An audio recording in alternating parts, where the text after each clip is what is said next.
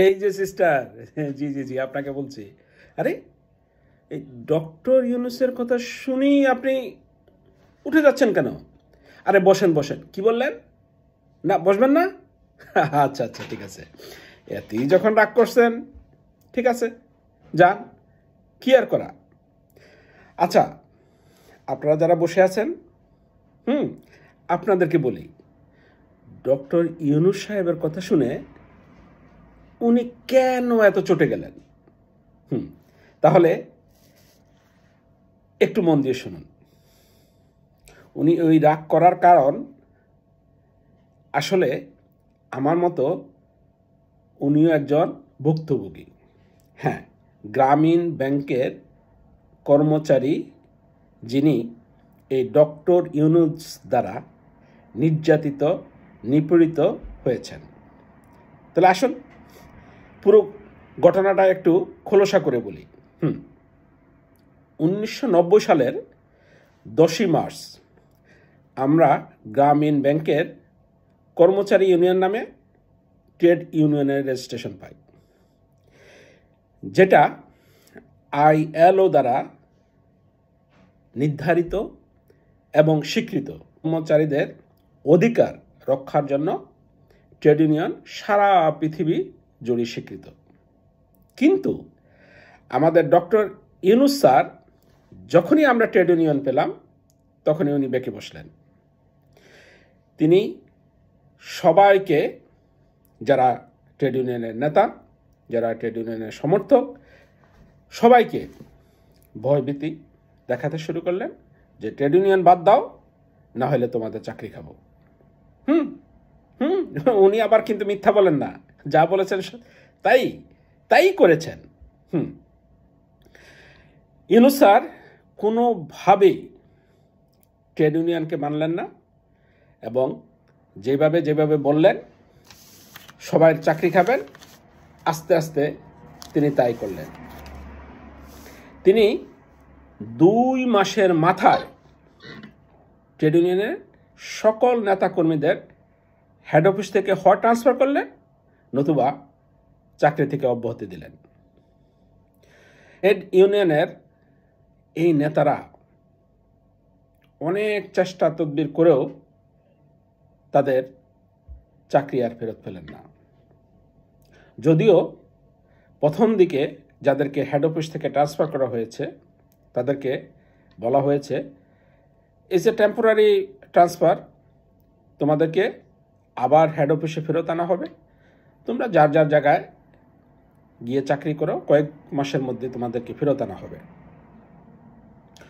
কিন্তু কিন্তু doctor Yunus sir ওনার ওয়াদা রক্ষা করেন নাই। কিন্তু না, একেবারে যে ওয়াদা রক্ষা করেন নাই তা কিন্তু নয়, একটা ওয়াদা রক্ষা করেছেন। সেটা হলো, এর সাথে সংশ্লিষ্ট যারাই ছিল সবার চাকরি থেকে তিনি অব্যাহতি দিয়েছেন।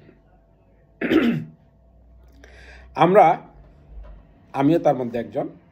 আমরা যারা ট্রেড ইউনিয়নের সাথে জড়িত ছিলাম, ট্রেড ইউনিয়ন করেছিলাম, আমাদেরকে গ্রামীণ ব্যাংকে কাউকে রাখা হয়নি।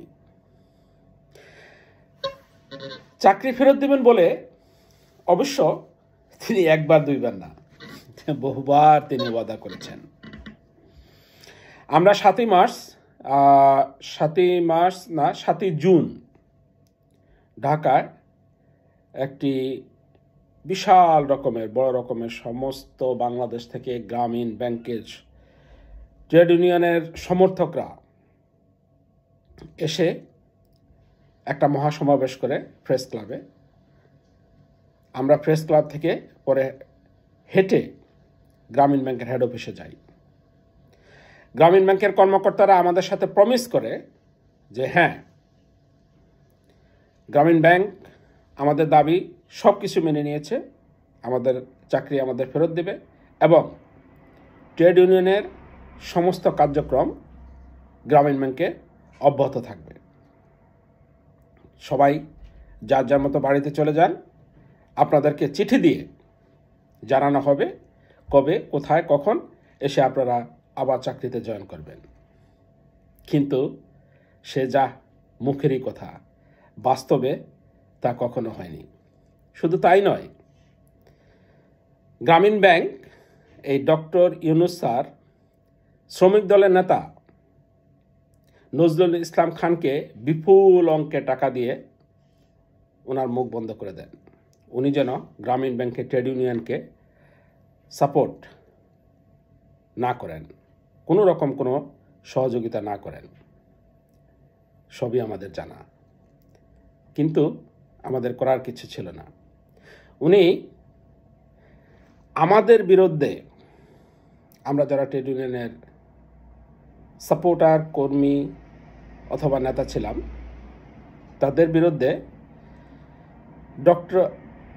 ডক্টর কামালকে আদালতে নিয়েছিলেন, যিনি ওই সময়ে এক দিনের জন্য কোর্টে আসার ফি 1 লক্ষ টাকা নিতেন। এই টাকা ডক্টর ইউনূস কোথায় থেকে দিতেন? ওনার তো আবার কিছু নাই, উনি তো ফকির। হ্যাঁ, উনি এই টাকা নিশ্চয়ই গ্রামীণ ব্যাংক থেকে দিতেন। যাবার আগে আপনাদের একটি সতর্কবার্তা শুনিয়ে যেতে চাই। আজ বাংলাদেশের অর্থনীতির যে মেরুদণ্ড, যাকে বলা যায় 82% টাকা যে সেক্টর থেকে আসে, সেই গার্মেন্টস সেক্টরে কর্মচারীদের যেরকম অস্থিরতা, তা ডক্টর মোহাম্মদ ইউনূস যতদিন ক্ষমতায় আছেন তার কোনো সমাধান হবে না। আপনাদেরকে বলে দিচ্ছি এবং গ্যারান্টি দিচ্ছি, এর সমাধান হবে না। কারণ he doesn't believe in workers right. জয় বাংলা, জয় বঙ্গবন্ধু, পিস।